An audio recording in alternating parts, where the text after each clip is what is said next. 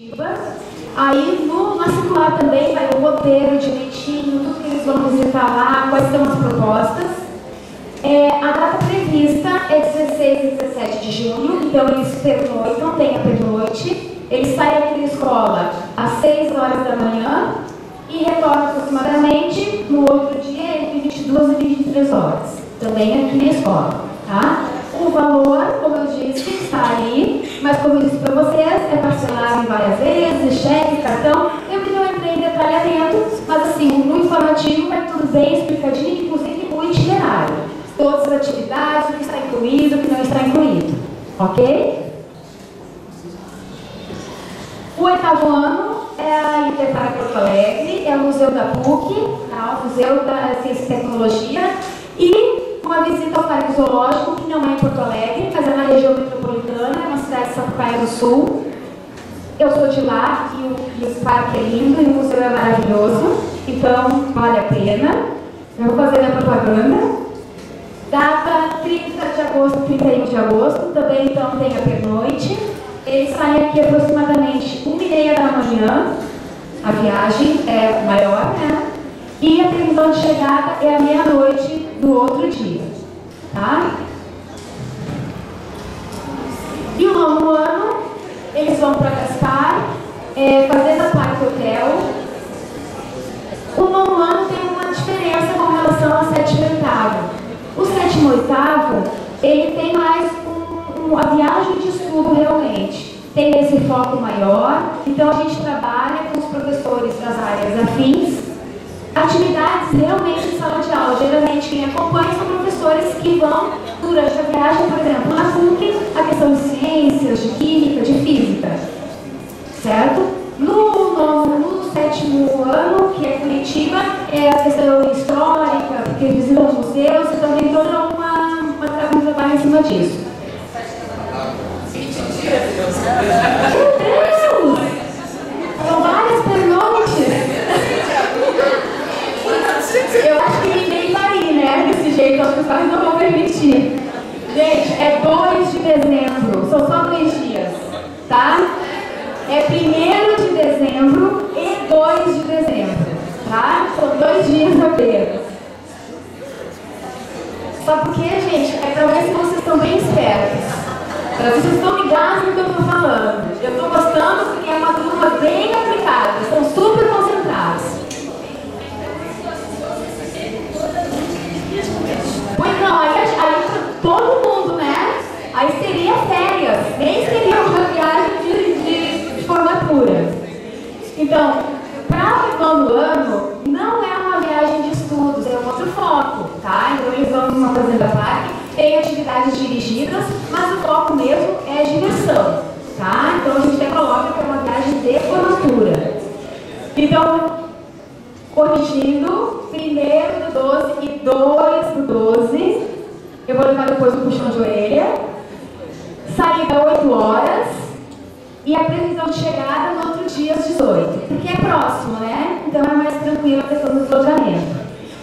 Eu reforço novamente a questão dos valores, itinerário, atividades que vou fazer, o que precisa levar, o que não precisa levar, tudo isso no informativo. E além disso também no informativo o dia do plantão, que a ELOS, que é a agência, está aqui na escola para questões de pagamento e orientações e tudo mais.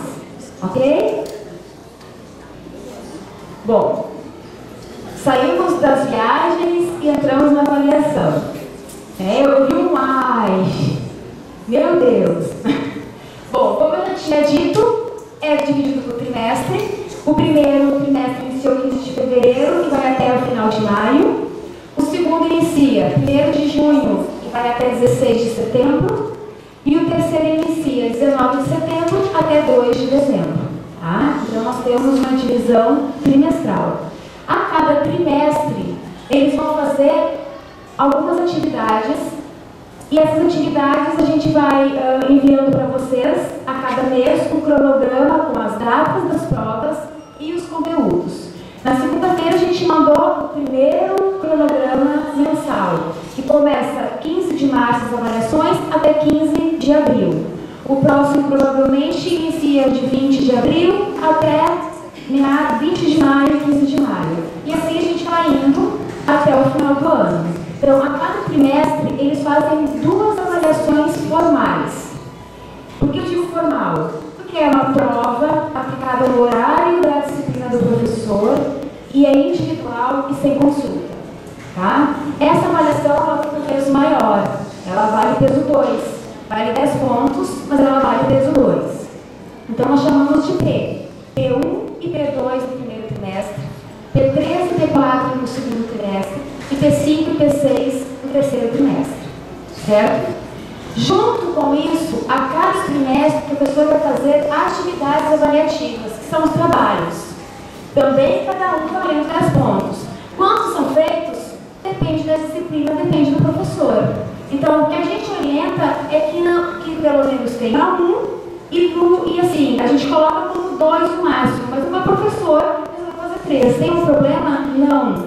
É o professor que vai colocar. E outra coisa que a gente solicita, o ideal sempre, que a gente aos pouquinhos vai orientando e se colocando, é que as atividades, elas sejam realmente atividades diagnósticas, né? Com a intenção de eu fazer, de repente, não que eu não possa fazer depois da prova, mas eu vou fazer antes da prova, eu vou trabalhar preventivamente. Em que sentido? Eu vou detectar se esse meu aluno está com dificuldade, eu vou conseguir trabalhar com esse aluno antes da avaliação, e na avaliação eu já vou ter sanado mais dúvidas se eu não tivesse feito a atividade, que eu não teria conseguido sanar. Então, tem esse movimento também. É claro que isso não impede que ele faça a avaliação após a atividade avaliativa, após a prova, certo? Mas aí ela vale peso 1, com valor de 10 pontos também. Todas as atividades vão valer 10 pontos.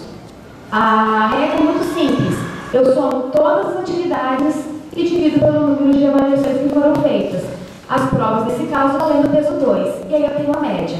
O aluno que não conseguir 7 pontos, somando tudo e dividido pelo número de avaliação, vai ter a oportunidade de fazer RP ao final do trimestre.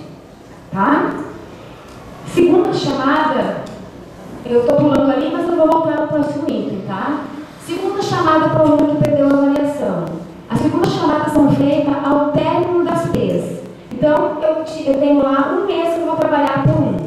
Acabou a P1, o aluno que não fez, por exemplo, história e português, porque estava doente, foi testado para a escola, ele vai fazer a segunda chamada, ele tem que se inscrever nesse momento. Nós informamos quando acontece essa inscrição e ele não vai pagar nenhuma taxa.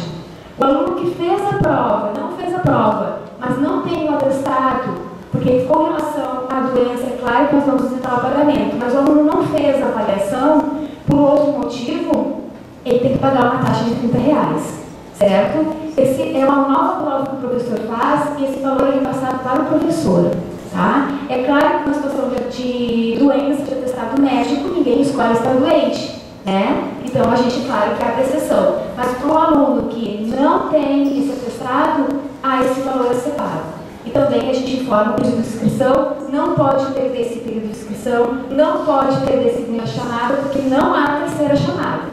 E aí, numa situação, não conseguiu fazer a segunda chamada, não fez o primeiro momento, ele vai ficar sem essa nota, vai ficar com 0 e a divisão vai ser pelo número de avaliações contando aquela ali.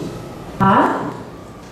Bom, e aí a gente entra agora com uma novidade. Tá? A gente começou, eu digo a gente, apesar de iniciar esse ano, mas, claro, junto com a direção, a gente se analisou o contexto com relação aos simulados, as exigências que nós temos hoje em dia com relação a vestibular, a Enem, as dificuldades que a gente percebe nos nossos alunos com relação ao emocional, a ansiedade, o nervosismo na hora de uma avaliação, assim, até o despreparo para uma administração do tempo, para que ele consiga resolver a prova dentro daquele período determinado para a aplicação daquela prova. Então, a gente colocou os simulados nacionais do POC, que são 4 no ano, de 7º a 9º ano, valendo nota do sistema de avaliação, o que nós não tínhamos antes. Além disso, ser levado em consideração, a gente também se analisou o seguinte: o compromisso no momento de fazer o simulado, porque o nome diz, né?